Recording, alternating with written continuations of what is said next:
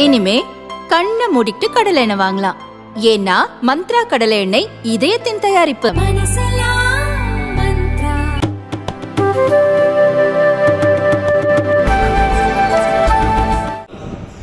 ராமலிங்க சுவாமிகள் பாடல்கள் என்று பெரியார் வெளியிட்டிருக்கிறார். குன்றக்குடி அடிகளாரின் கட்டுரை இருக்கிறது. மகா சன்னிதானம் என்றுதான் பெரியார் கடைசி வரைக்கும் சொல்கிறார். அடிகளார் மேலையில் இருக்கிற போது மகா சன்னிதானம் என்பார். பெரியாருக்கு அதற்குள்ளே ஒரு நுண் அரசியல் உண்டு. நம்மால் ஒருத்தர் காவி கட்டிட்டு இருக்கிறான், தூக்கி நம்ம பிடிக்காம வேற யாரும் தூக்கி வருது. அண்ணா, கலைஞர், எம்ஜிஆர் எல்லோரும் பெரியாரால் வளர்க்கப்பட்டவர்கள். ஆனால் நீங்கள் பேசும்போது நீங்கள் பார்த்திருக்கலாம், கலைஞரை எல்லாம் அவர் அவ்வளவு உயர்வாக சொல்வார். நம்முடைய பிள்ளைகளை நாம் மதிக்க வேண்டும் என்பதை முதலில் நாம் கற்றுக்கொள்ள வேண்டும். பெரியாரிடமிருந்து பல செய்திகளை நாம் கற்றுக்கொள்ள வேண்டும். அப்படி எல்லா இடங்களிலும் எல்லா விதமான செயல்பாடுகளிலும் அவர் கவனமாக இருந்தார்.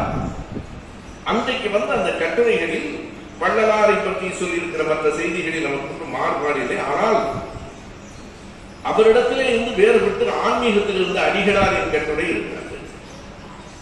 அர்த்தமுள்ள இந்து மதம் எழுதிய கவிஞர் கண்ணதாசனின் கவிதை இருக்கிறது. உள்ளே புரட்சி கவிஞர் பாரதிதாசன் கவிதை இருக்கிறது. தொண்டு செய்து படுத்த படம் தூயதாடி மார்பிலும் எல்லோருக்கும் தெரியும். வீறு கவியரசன் முடியரசன் கவிதை இருக்கிறது.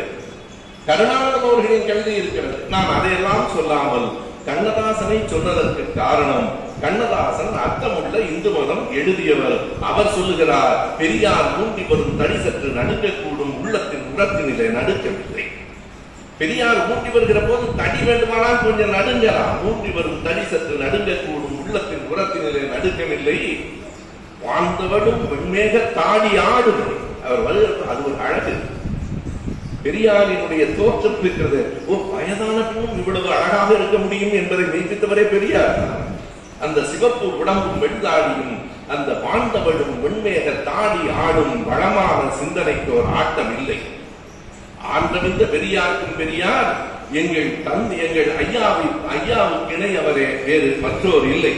இதெல்லாம் கண்ணதாசன் எழுதுனது. ஆக்காத நூல் இல்லை, ஆய்ந்து அறிந்து அழிக்காத கருத்து இல்லை, அவர் எழுதாத கருத்து ஏதாவது உண்டா? ஆக்காத நூல் இல்லை, அவர் அழிக்காத கருத்து இல்லை, தந்தை நெஞ்சில் என்றைக்கும் உருவாகாத தழைக்காத உவமை இல்லை, அவர் தாக்காத பழமை இல்லை, நீதியும் காக்காத உலகையும் பெரியார் காத்தார், கருணை மழை காலத்தை காத்து நிற்கும் என்று கண்ணதாசன் எழுதினார்.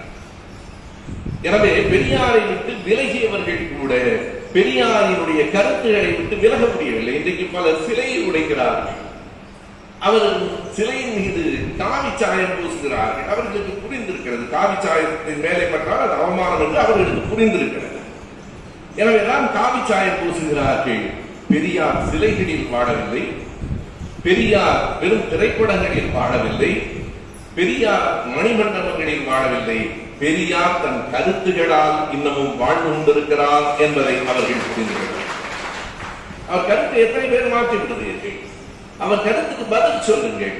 அவர் கருத்துக்கு பதில் சொல்லாமல் அவர் பெயரை மாற்றி சொல்லுவதா, அவரை இழிவுபடுத்த முயற்சிப்பதால் ஒரு நாளும் அவர் கருத்தை நீங்கள் வென்றுவிட முடியாது.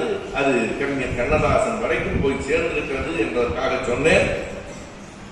சுருக்கமாக 2 கட்டுரைகள். ஒன்று, பெரியார் மீது தொடர்ந்து சொல்லப்படுகிற குற்றச்சாட்டுகளுக்கு விடை தருகிற கட்டுரை. அதற்காக அதை தேர்ந்தெடுத்தேன். அதற்கான விடையை நாம் 100 முறை சொல்லி இருக்கிறோம். நாம் சொல்லுவது பெரிதில்லை, அரசு போன்ற ஆய்வாளர்கள் சொல்லுவது கூட பெரிதில்லை. பொதுவாக இருக்கிறவர்கள், பெரியாரை சாராதவர்கள் எழுதியிருக்கிறார்கள். இன்றைக்கும் இருக்கிற பட்டியலின பழங்குடி மக்களுக்கான ஆணையத்தில் உறுப்பினராக இருக்கிற நண்பர் பேராசிரியர் கோ ரகுபதி எழுதியிருக்கிற கட்டுரை. அந்த கட்டுரை மிக ஆழமானது. அதாவது பட்டியலின மக்களுக்கு, ஒடுக்கப்பட்ட மக்களுக்கு பெரியார் என்ன செய்தார்? அது கேள்வி. பெரியார் இடத்துல ஒரு குணம் உண்டு. சாதி சங்கத்துக்கு போவார், போய் சாதி சங்கம் கூடாது பேசுவார். திருமண வீட்டுக்கு போவார், தாலியை எடுத்து கொடுப்பார். தாலி கட்டுறதெல்லாம் முட்டாள்தனம் என்று பிறகு சொல்வார். எந்த இடத்திலையும் சீதாலட்சுமி ராமசாமி கல்லூரியிலே, திருச்சியிலே, அது ஒரு பார்ப்பனர் கல்லூரி, அங்கே பெரியாரை அழைத்திருக்கிறார்கள். போயிருக்கிறார். மேடையில் இருக்கிற போது கடவுள் வாழ்த்து என்கிறார். அவர் தடியை ஊன்றி கொண்டு எழுந்து நிற்கிறார். அந்த கல்லூரியின் தாளாளர் ஐயா நீங்க வேணா உட்கார்ந்து நிற்கிற. ஏனென்றால் தமிழ்தாய் பாடும்போது சிலர் உட்கார்ந்து இருந்தார்கள், அப்படி இல்லை. மேடை நாகரிகம் அறிந்தவர் பெரியார். நான் அவர்களை பற்றி ஒன்று சொல்லல. மேடை நாகரிகம் அறிந்தவர் பெரியார் சொன்னார், கடவுள் வாழ்த்து பாடப்படுகிறது, எல்லோரும் எழுந்து நிற்கும் போது நான் மட்டும் மேடையில் உட்கார்ந்து இருப்பது நாகரிகம். எனவே எழுந்து நின்றேன். ஆனா இதெல்லாம் முட்டாள்தனம் பேசுறாரு. அதற்கு பிறகு அங்கேயே என்ன பேசுறாருன்னா, கடவுள் வாழ்த்து ஒரு முட்டாள்தனம் இல்லைங்களா, அந்த கரஸ்பாண்டன்ட் நிக்காமே தொலைச்சிருக்கலாம் என்று. எனவே எங்கும் போய் அங்கேயே அந்த இடத்துக்கு எதிராக பேசுவார். ஆதி திராவிடர்களின் கூட்டத்துக்கு போய் சங்கங்களுக்கு போய் பேசும்போது சொன்னார், பேர ஆதி திராவிடர்னு மாத்திட்டா போதுங்களா, உங்களுக்கு இந்த சமத்துவம் சமூகத்துல வந்துருமா? பெயர்ல என்னங்க இருக்குது? பள்ளன்னு சொல்லக்கூடாது, தேவேந்திர குல வேளாளர்னு சொல்றேன்னு மோடி சொல்லிட்டாரு, முடிஞ்சு போச்சுங்களா? சமூகத்துல சமத்துவம் வந்து அவருக்கு ஓட்டு வருமே தவிர சமூகத்துல சமத்துவம் வந்து விடுமா? சக்கிலியர் வரலாறு என்கிற நூலை இந்த மண்ணில் நான் தான் வெளியிட்டேன். ஏன் சக்கிலியர் சொல்லாம அருந்ததி என்று சொன்ன உடனே எல்லோருக்கும் ஒரு நாளைக்கே ஒரு சமத்துவம் வந்து விடுமா? பெயர்ல என்ன இருக்கிறது? நான் பட்டியலின மக்களுக்கு மட்டும் சொல்லவில்லை. பெரியார் சொன்னார், ஆசாரிகள் விஸ்வகர்மான்னு சொல்லுகிறேன். நீ எப்படி சொன்னா என்ன? பெயரை மாற்றினால் உன் சமூக நிலை மாறாது என்று அந்த இடத்திலேயே போய் பேசியவர்.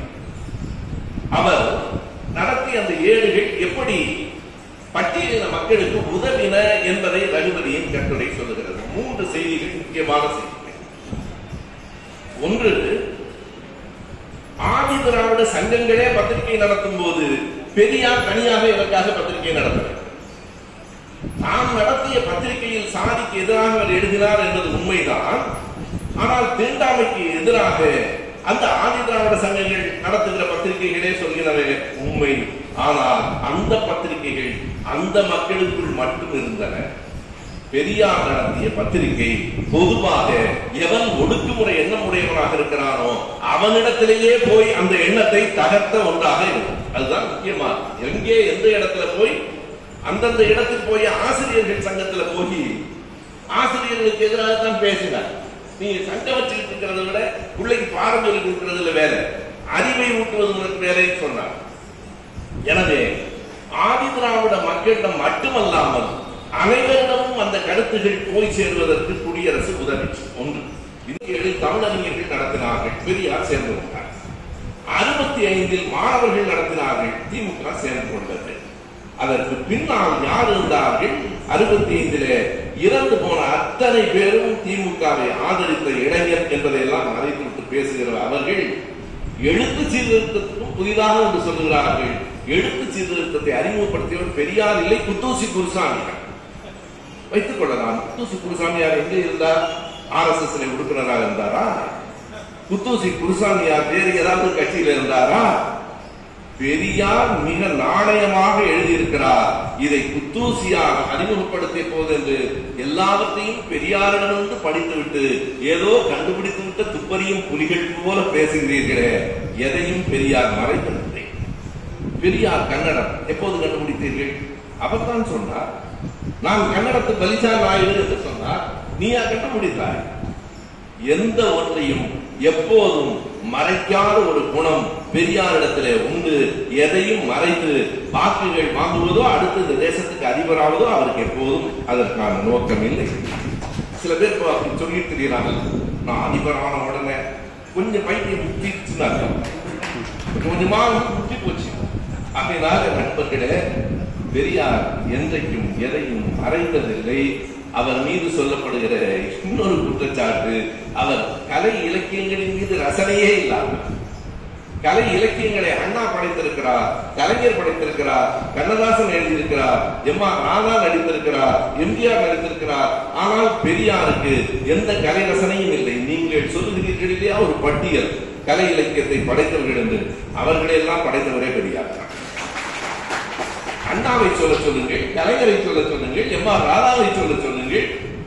அவர்களுக்கு முந்துதலாக இருந்தவர் பெரியார். இரணியன் அல்லது இணையற்ற வீரன் என்கிற நாடகத்தை பார்த்து ஐயா முக்கிய மகிழ்ச்சி அடைகிறார். பேசும்போது சொல்லுகிறார், இந்த நாடகத்துல அம்பலூர் என்று வாணியம்பாடிக்கு அருகிலே இருக்கிற ஊரில் அந்த நாடகம் நடக்கிறது. அர்ஜுனன் என்று ஒரு நடிகர் நடித்திருக்கிறார். அந்த அர்ஜுனனுடைய பேரன் தான் இப்போது என்னுடைய மிக நெருக்கமான நண்பர். எனவே அந்த வீட்டுக்கே போய் அர்ஜுனன் எழுதிய நாட்குறிப்பை எல்லாம் நான் படித்தேன். அப்போது அவருடைய துணைவியார் 95 வயது உயிரோடு இருந்தார்கள். அவரிடத்தில் ஒரு நேர்காணலும் எடுத்தேன். எனவே அந்த பெரியார் சொல்லுகிறார், இந்த அர்ஜுனன் நடிப்பை பார்க்கிற போது எனக்கும் நடிக்கலாமான ஆசை வருது, தாடியை எடுக்க வேண்டியிருக்குன்னு யோசிக்கிறேன். அதை வேடிக்கையாக சொன்னாரே தவிர அவர் சொன்னதெல்லாம் ஒன்றுதான். நாடகங்கள் கூடாது என்று சொல்லவில்லை. நாடகமோ இலக்கியமோ புராண குப்பைகளை, பொய்களை, மூட நம்பிக்கைகளை மக்களிடம் பரப்புவதாக இருக்கக்கூடாது. அவ்வளவுதான். அறிவார்ந்த ஒன்றை நீங்கள் கொண்டு போனால் பெரியாரை விட உங்களை ஆதரிப்பதற்கு வேறு யாரும் இல்லை. அறிவார்ந்த ஒன்றை நீங்கள் கொண்டு செல்ல வேண்டும். எனவேதான் அந்த இரணியன் என்கிற நாடகத்தை, இரணியன் அல்லது இணையற்ற வீரன் என்கிற நாடகத்தை தொடங்கினார். அந்த நாடகத்தை தடை செய்து விட்டார்கள். எம்.ஆர். ராதா அவர்களின் நாடகத்துக்கு அவர் பலமுறை தலைமையேற்றே பேசியிருக்கிறார். ஒரு முறை அந்த நாடகத்தை பார்த்து மகிழ்ந்து அண்ணாவை கூப்பிட்டு பெரியார் கேட்கிறார். அப்போது ராதாவோடு நெருக்கமில்லை. நல்லா இருக்கு இந்த நாடகம், எவ்வளவு வாங்குறார் அவர் என்று கேட்கிறார். எனக்கு அந்த தொகை சரியாக நினைவில்லை, நாம் இப்படி வைத்துக் கொள்ளலாம். அந்த காலகட்டத்தில் ஒரு நாடகத்திற்கு எம்.ஆர். ராதா 500 ரூபாய் என்று வைத்துக் கொள்ளுங்கள் வாங்குகிறார் கேட்டவர். அண்ணா அவருடைய நாடகத்தை நடத்த வேண்டும் என்கிற ஆர்வத்தில் 500 ரூபாய் தான் ஐயா கொடுக்க மாட்டாரு. 500 ரூபாய் தான் ஐயா ஒத்துக்க மாட்டாரு. நாடகம் நடத்தணுமே, குறைத்து சொல்லிவிட்டு மீத பணத்தை தான் போட்டுக் கொள்ளலாம் என்று அண்ணா கருதி வெறும் 50 ரூபாய் தான் ஐயா. பெரியாருக்கு மகிழ்ச்சி. ஆனால் அந்த மகிழ்ச்சிக்கு பின்னால் இன்னொரு ஆபத்து இருப்பதை அண்ணா உணர்வு. அந்த மகிழ்ச்சிக்கு பிறகு ஐயா சொன்னார், 50 ரூபாய் தானுங்களா, அப்போ ஒரு 10 நாடகத்தை புக் பண்ணுங்க. செத்தே போயிட்டார். ஒரு நாடகத்துக்கு 450 ரூபாய்னா 10 நாடகத்துக்கு 4500 ரூபாய்க்கு எங்க போகுது? மறுபடியும் ஐயா மாத்தியும் சொல்ல முடியாது, மாத்தியும் சொல்ல முடியாது. நாங்க டெல்லிக்கு போயிருந்த போது ஒரு முறை நான், நம்முடைய முதலமைச்சர் அவர்கள், திருமாவளவன், சுப்புலட்சுமி அக்கா எல்லாரும் போயிருந்தோம். அதாவது ஈழத்தமிழர்களுக்கா. அப்போது தில்லியில இருக்கிற அந்த பெரியார் இடத்தில் திடலில் ஆசிரியர் எங்களுக்கெல்லாம் கூப்பிட்டு விருந்து கொடுத்தார். விருந்து கொடுக்கிற போது ஒரு செய்தியை அவர் சொன்னார். பெரியார் எப்படி இருப்பார் சிக்கனமாக என்பதற்கு சொன்னார். பெரியார் திடல்ல சென்னையில ஒரு பெரிய அச்சு இயந்திரம் வாங்கி அதை தலைவர் கலைஞர் அவர்கள் முதல்வராக இருக்கிற போது திறந்து வைக்கிறார். திறந்து வைக்கிற போது அன்றைக்கு முதலமைச்சர் வருகிறார், அமைச்சர்கள்லாம் வருகிறார்கள். எனவே ஐயாவை கேட்காம கொஞ்சம் இனிப்பு காரம் அவ்வளவுதான், வேற ஒன்றும் பெருசா இல்லை. எல்லாம் முடிஞ்ச உடனே ஆசிரியரை கூப்பிட்டு, ஏன்பா வீரமணி இவ்வளவு இனிப்பு காரம் எல்லாம் செலவு பண்ணிருக்கீங்களே, எவ்வளவு ரூபாய்க்கு வாங்கினீங்கன்னு கேட்ட உடனே பயந்து போய், இல்லைங்கயா ஒரு திருமணம் நடந்தது, அதுல மிச்சம் இருந்து வச்சோம், வேற ஒண்ணும் இல்லைங்க. அப்படிங்களா, அப்ப சரிங்க. இதை ஆசிரியர் சொன்ன உடனே தளபதி ஒரு கேள்வி கேட்டார். எல்லாம் சரிதாங்க, அது ஏன் இப்ப சொல்றீங்கன்னு கேட்டாரு. ஆசிரியர் சொன்னாரு, இது நேற்று கல்யாணத்தை வச்சது இல்லைங்க, இது புதுசா வாங்கினது. இவருக்கு சண்டை வந்துருச்சு, அதை ஏன் இப்ப சொல்றீங்க? ஒரு காலம் இன்னும் இல்லைங்க. எதற்காக என்றால் பெரியார் சிக்கனமானவர் என்பதுதான் தெரியும். ஆனால் கல்விக்கும் மக்களுக்கும் அள்ளி கொடுத்தவர் என்பதை யாரும் அறிய மாட்டார்கள். திருச்சியில் இருக்கிற கல்லூரி யாருடைய கொடையால் நடந்த கல்லூரி அது? அவர் பேருக்காகவா பெரியார்? நீ பேர் வச்சா என்ன வைக்காட்டி இந்த பெயரை பற்றி என்றைக்கு அவர் கவலைப்பட்டார்?